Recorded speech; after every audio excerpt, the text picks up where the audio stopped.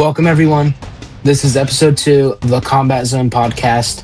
I'm your host, Uriah Miller, and my guest today is a very dear friend of mine, Galen the Marathon Prisbilovitz. How's it going today, dude? It's going pretty good. Traffic's a little crazy, but otherwise we're all set. Yeah, you know the 4 and 5 o'clock traffic, everyone getting home from work. So I see that, constantly that you're always in the gym working. You're always helping others out. What's your typical, training routine like leading up to a fight? So normally my regular routine up till about 2 weeks before the fight is I go to the gym in the morning. I'll lift about 3 days in a row, go kickbox that evening, take a rest day, and then if I'm at work, which normally I am, I only get to go train kickboxing about 3 times a week. But any other days that I'm at work, I go do cardio at the gym in the evening. So I'll go Hmm. like lift in the morning, do cardio. So I do 3 days of lifting, 1 day off. Everything else is basically just cardio or doing some sort of long term like strenuous activity like going for a run or like biking, something like that. I have a really basic Yeah, basic workout schedule. yeah. But coming into your next fight, February 28th at Valhalla, you're defending your championship. How are you feeling? Is anything bothering you? Are you okay? No, I'm feeling good. I mean, other than obviously like the minor bumps and bruises you get while training, Yeah, for sure. other than that, I feel great. The diet's dialed in. I'm at a healthy weight right now. We're getting ready to do the water cut, maybe like 7 or 8 days out. Yeah. So, obviously your accolades with Valhalla, you're the middleweight kickboxing and Muay Thai champion. Which, you know, who, or what, you know, motivates you to compete at such a high level? I honestly just I like competition. I like testing myself. I like putting myself against people that are either better than me or are equal to me. Yeah. It kind of changes how you train because it goes from Yeah. like, hey, we're having fun, like fun becomes secondary, but hitting that technique and like actually building yourself up physically, mentally, and emotionally, spiritually, all that stuff becomes significantly more important than trying to just be like the best guy in the gym, you know? Yeah, no, for sure. Now with this fight in February, how are you worried about how it might affect your condition in April for the BCT championship? You got to worry about that with every fight because you can have quick turnarounds, but honestly you got to be careful with every single fight because if let's say I get a concussion or I injure Yeah. myself, that's always a concern when I'm fighting. Will it affect my performance in April?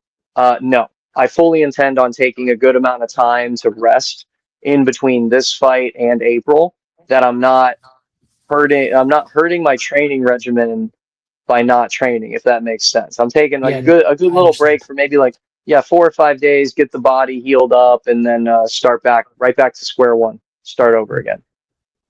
So, you know, with that in mind, what is your main priority, health wise coming in? Is it making weight, or is it making sure that you're, fully hydrated and everything like that? What's your main goal coming in? Oh, it's the diet for me. Unfortunately, I live next to a Chick-fil-A, Mhm. so it's very easy to go get a chicken sandwich after training, but it's the discipline on the diet. I think diet affects you a lot more than people want to give it credit for.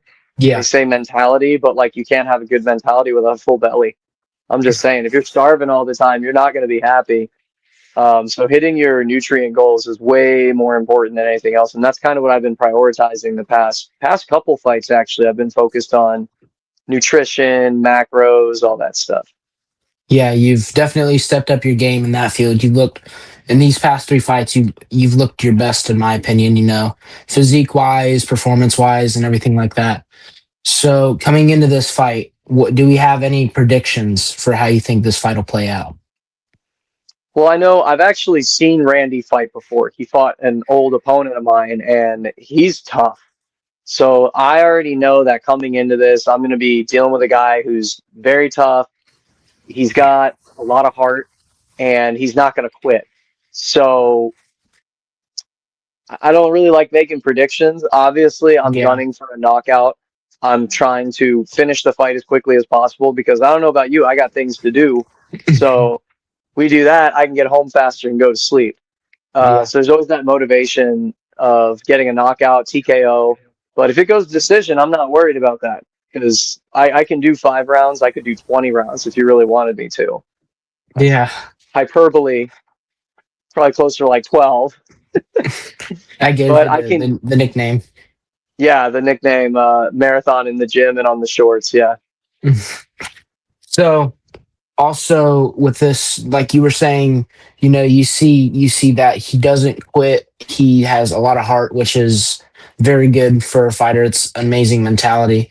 Do you see any weaknesses that you could crack at? Um, honestly, I can't say. I don't want to say he has any weaknesses because the last time I saw him fight was about a year ago, and I haven't seen Hmm. him fight since then. So it's like, if You I don't know base it how on a, well. yeah, I don't know what he's improved on. For all I know, he could have spent the last year in Thailand. So it's one of those things where it's like, if I go off the information from a year ago, I'm going to utilize my clinch work, and I'm going to utilize my kicking game for sure. Like those would be my two primary weapons going into it if it's based on what he was last year. But I'm assuming he's trained up just as hard as Yeah. I have. So his weaknesses might be boxing this time. I don't know. Yeah, for sure. You never, like you said, you never know how much or what he has improved on since, I mean, a year is a long time. But, speaking of years, you're now the champion, obviously. I mean, you're making your way through all the rankings in amateur. I believe that you are deserving of your pro card. I'm sure you feel similar to that. But take us back to how this kickboxing journey started. Ironically enough, it started with my mom, like truly training with my mom. My mom wanted to lose weight. There was like a cardio kickboxing place, like right down the road from the house. Yeah. Started going. I met Sarah, and then I met Eric, my coach. And Eric Marshall invited me to the gym. And maybe about a month or two into it, I was like, oh man, I like this. I want to keep doing it. But I was also fat. So Yeah. I made the dumb statement of telling, yeah, I'll fight at light heavyweight. And Eric was like, no, no, you need to lose weight. So it became a journey of just basically like getting my weight under control. I used to cut weight horribly. I Yeah. used to cut, and like I would just go sit in the sauna every day for like 4 days trying to get that 1 or 2 pounds off. And it's Yikes. like, yeah, it was bad. Like I was a walking shell half the time. And it really took about 3 years of training and me finally investing into a good friend of mine who's a pro right now. He really got me into a program that like set me straight, got my diet together, got my health together, made me focus more on like the physical aspect outside of just fighting, but like the physicality. So getting Yeah. my body together, and that's kind of where I've gone now. Is like every fight is a new experience. Some hurdle comes up every single time. Uh, my last fight, it wasn't the weight cut. It was more so the time to weigh in. Because first they said it was like 2 p.m., then it moved to 4, then it moved to 7, and I was like, man, I Yeah. gotta rehydrate. Like this is ridiculous. I should have weighed in at 2 p.m., but nobody was ready. So those are the hurdles that come up. I know for Yeah. Battle of Tampa Bay last year, I was having an issue getting from 171 to 170. And I was like, man, I don't know if I can cut this last pound. Yeah. And like that's a weird issue for me to have because I've been pretty on point since fighting for Valhalla's championship against Sean Winterstein. I've been pretty on point with my weight. So like I said, different hurdles every time. Yeah. Right No, now for I sure. have right now I don't see any in my future. I'm on weight. I'm well hydrated. I'm eating clean. So Yeah. You never, I mean, you never really know what you can, what'll come up. I mean, it's unpredictable in the fight game. I mean, you could pass out on the scale, or you can, tear your ACL training. There's always, mostly always, there's going to be some sort of roadblock, but you always find a way to persevere over that. I've known you, for a while, and you've always been kind of that happy go lucky guy. You always come into fights with a positive mindset. I've never, been around you. Like I've talked with you before your fights whenever I'm there, and you're always willing to talk. You're not, super grouchy or anything like that. I remember, like you were saying with your fight with Sean Winterstein, that was an amazing fight. I was actually cage side for that because I can't remember why, but I was cage side for that. And I saw something in you that was like, oh, yeah, you are going pro and this is your calling. And I'm sure you feel that way about yourself too. But how prepared do you feel, or how much more prepared do you feel you need to get in order to make it to the pros? I think and this is just me reflecting. I'm very hypercritical of myself, not hypocritical, hypercritical. Yeah. Um, and for me, I feel like I have all these fights already booked. I want to get through them and see what November holds. Because right now I've got this fight February, I've got BCT in April, and then I Yeah. have Battle of Tampa Bay in May. And depending on how Battle of Tampa Bay goes, will determine if I fight at Battle of Tampa Bay in November. So with that being like the forefront, that being like right now the load, I'm not worried about November. I'm not worried about May. I'm not worried about April. I'm worried about February 28th. Yeah. Let's get through February 28th, and then we get to May. And I just see it as more training. Like as I keep pushing, pushing, pushing, I'll make it. I'm sure I'll be fine going into the pros, but it's more so like getting through what's in front of me now. And then Yeah. once I'm through everything here, then I can put all my paperwork in, get my work done, get my physicals, and I can actually throw down on a pro card. That's the goal. Yeah. I'm very excited for when that day comes. Like I said, I see a lot of potential in you. You know, I've had my fair share of amateur experiences. I've grown up around amateur fights because my mom was an amateur champion. So was my uncle. My uncle was actually Eric Marshall, like you were saying, who is your coach. He was, 7-time world champion, as he was the last guest. And he has the BCT championship, which you will be fighting for the first ever middleweight championship that night, April 18th. What does it mean to you to have someone that you've been with throughout your career and have the chance to fight on what could be, what could end up being the best show amateur scene has ever seen? I mean, first of all, BCT is going to be the best show. That's a guarantee. We've always run a tight ship. Even our first event, very clean, very organized, no shenanigans. I'm incredibly honored because I've worked so hard. As you know, I started with a losing record. I was 0 Yeah. and 2, and I finally win a fight, and then I lose another fight. I win 2 fights, lose a fight. It's always been back and forth, but now we're on a roll. I'm on a five fight winning streak, and it's like it's really nice to feel recognized. Not for like me as a person, but for my contributions and like my hard work. Because between training at our gym and then helping out at other gyms and being invited to go teach at other places, it's been incredibly humbling to know, like, obviously I don't know everything, and I'm Yeah. always learning, always growing. So I feel very honored, for lack of a better term, to be there and be the first champion. And I fully intend to take the belt home. Obviously, it stays with BCT. BCT belt goes nowhere else. Stays Mhm. with Yeah. Eric Marshall Kickboxing. It will stay there. I love that mindset.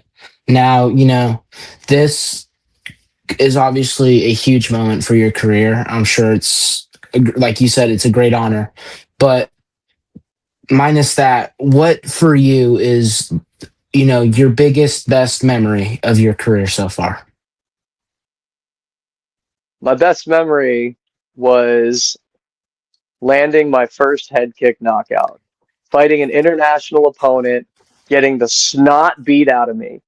He messed me up in that first round, and then just pulling it out in the second round, being like, I'm going to kick. And my coach, Eric, had told me a million times, he's like, bro, just because you're short doesn't mean you can't kick him in the head. You just got to try. And, it took me a long time to believe in that. And that moment to me really showed like what I'm capable of. Yeah. And it really it reinvigorated me. It was like, you know what?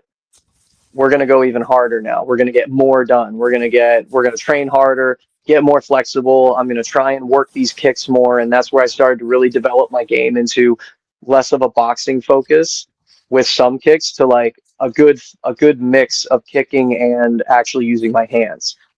So that was like that's got to be my best memory. Also, just Yeah. Eric practically throwing me out of the ring Yeah. because I he was lifted me there. up so high. I was like, "Whoa, dude! There's a ceiling," you know.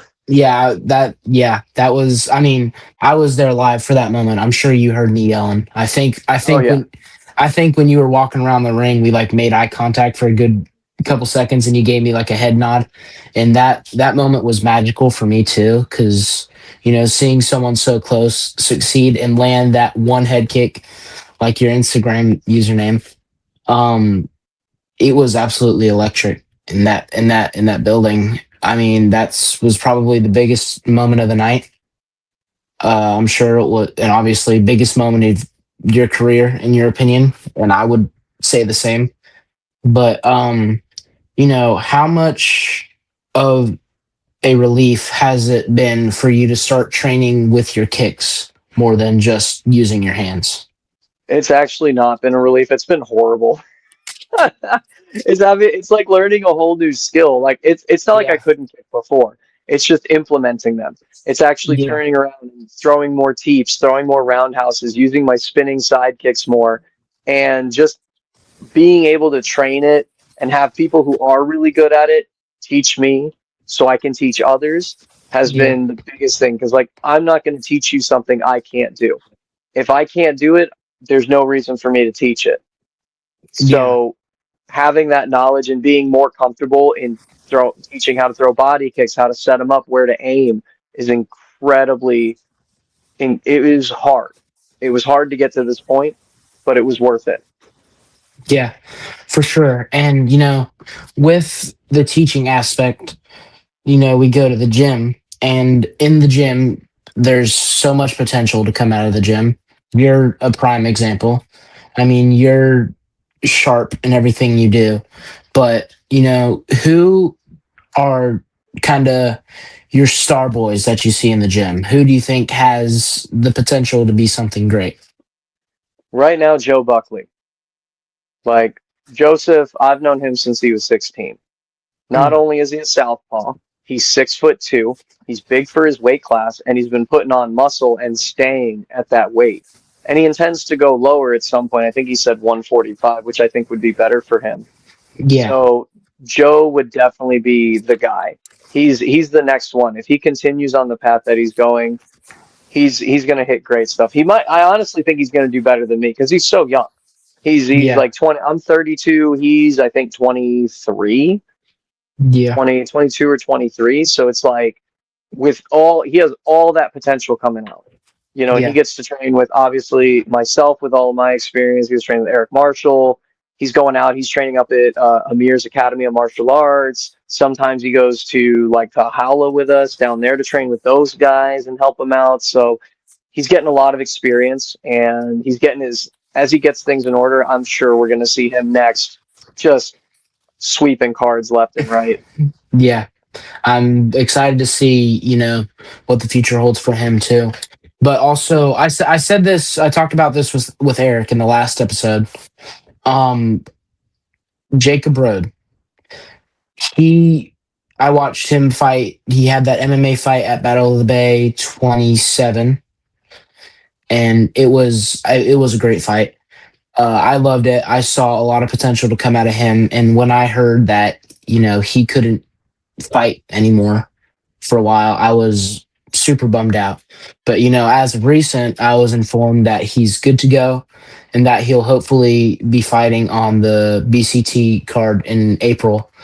How does that make you feel to have that grace of him being able to get back in there? It makes me feel good, man. I love when people who come into a hurdle and are able to get over it, whether it's injury. Like I said, I there's always hurdles, and he had a pretty big hurdle to get over. Yep. And I'm not going to speak for his future because I know he's got a wonderful job lined up. It's probably going to eat up a lot of his time. He'll still come train, but competition may not be in the future for him. Yeah. So obviously, I want him to succeed in life.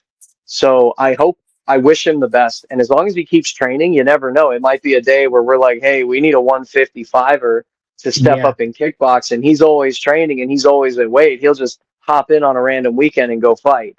That's just the type of guy he is. He's very headstrong. He's smart. We joke around a lot in the gym, that, but he's actually like Yeah. viciously intelligent. He's not stupid, and Nope. he knows what he needs to work on and what he needs to get better at. And every day, just like myself and Joe, he's just getting better, staying in shape, always ready. That's the thing we basically practice in the gym, is always being ready for that phone call or that like random dropout that we need to fill in for. Yeah, I honestly understand and couldn't agree with more with what you just said.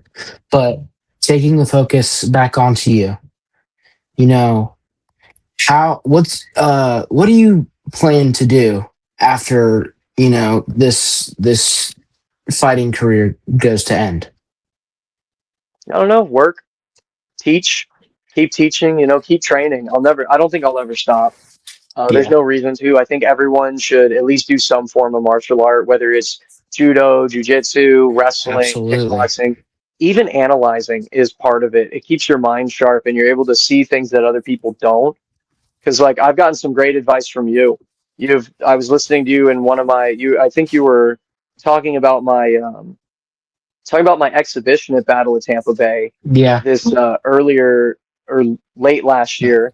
yeah, And when we were talking about it, I heard you mention like, yeah, Galen's just out there. He's having fun. He's using kicks more. He just seems to be getting a little too close. He needs to back up. And I see that, and I don't see that when I'm training. Obviously, I'm just in there. yeah, But to hear it from like another person, even though you're not like telling me directly, it still comes into play because then I'm like thinking, okay, I don't want to be that close. So I'm gonna try and be a little bit further away, let my reach and let my technique do the work rather than trying to just bulldog somebody. And that was actually a really big eye opener too. Was like, oh man, I really do be getting close to these guys. Like, and these boys hit hard. oh Look, yeah. that make no mistake. The when I fought the German, the first like solid punch he landed immediately blacked my eye. I Hmm. was like, oh, I was like, okay, I'm not gonna get hit by that again. So I kept my hands up and I moved my head. I was like, screw Yeah. that, no more. I mean, So your head movement is amazing. That's another thing I remember pointing out when at that fight in the exhibition. I talked about obviously about your distance and everything like that, but your head movement is, in my opinion, one of your best skills. Uh, what helps you, or how do you handle, the immense pressure of going in there and fighting in front of all these people with everything that you have on the line? Whether it's your health, your championship, your pride, anything like that. What helps you? sun rises tomorrow. That's it. It's like, yeah, I'm gonna win, I'm gonna lose, doesn't matter. Tomorrow I'm gonna wake up and I'm probably gonna go right back to the gym. I'm gonna hit the Yeah. bags, and regardless of winning or losing, tomorrow still comes. And the ability to like, in my opinion, recognize that and be able to move through that and understand that like losing a fight isn't the end of the world, Yeah. and understanding there's like bigger things. I was in the army For for sure. 6 years. I was in the army for 6 years. So like failing something is inevitable. You're never going to go and you're never going to go through life without tripping at some point. So being able to understand that and accept that really helps me deal with the pressure. And even then, I'm not fighting for the crowd. I'm not fighting for Eric. I'm not fighting for some random person out there. I'm fighting for me. Yeah. So it doesn't matter if I win or lose because I made the walk. I stepped in the ring. I put the gloves on and I went Yeah. in there and I did what I had to do. So Yeah. that's really what it is. It's all about me. Like I make it about me. It's nobody else's problem but mine and I have to deal with it. So being able to like clear that is kind of that's really important. And like it took me a long Yeah. time to figure it out, but I Yes. got it. Yeah. So you're obviously, very headstrong. You've got it all down. You've got everything for yourself set out. Like you were just saying, the sun rises tomorrow. You have your ways of, dealing with things. But I have one last question for you. For you being a veteran of the sport, what advice do you have for anyone that is about to step in or looking to step in to a cage or a ring? Just breathe, man. That's like the biggest piece of advice I can give you is breathe. Don't hold your breath. Don't get caught up. Don't like people are talking crap all the time. You Yep. know, people are gonna say things about you. Armchair warriors are gonna come out and be like, "Oh, I would have done this instead." Well, guess what? Yeah. You didn't, because you're sitting at home watching this on TV or you're sitting in the crowd, Yeah. right? So don't worry about all that, dude. Do it for you and only you. Don't let anybody, don't think you have to do this for like your mom, your dad. At the end of the day, it's you. And once you prioritize yourself and you kind of like start focusing on yourself, whether it's, like for me, it was my diet, getting my diet and my physicality together. Once Yeah. I figured that out and I started really narrowing it down, I realized just my performance overall is better. And now it's like, okay, I've got all that locked in. Let's just go train. It's like let's go train, let's work hard, train hard, eat good. And so that's like my piece of advice is be self-centered. Be conceited. It's you, it's your moment. It's not anybody else's. Your coach isn't in there fighting for you. He's going to sit there and yell, like punch him in the face and you got to do something, Yeah. but it's at the end of the day it's all you. For sure. Couldn't have said it better. Galen, thank you so much for your time today. Do you have anything else that you want to say for the people? Nah, man, just have fun and tune in February 28th and any other fights I got coming up. I promise you, it's either going to be really, really fun or, you get to hang out with some fighters. Either way, it's still a good experience. Bring your kids, bring your girlfriend, bring your girlfriend's boyfriend. Doesn't really matter. Just come out and have fun. Support B-Town, support Sarasota, 941 area. Yeah. Again, thank you, everyone. Make sure you tune in February 28th and April 18th. Thank you so much for watching, and good night, y'all.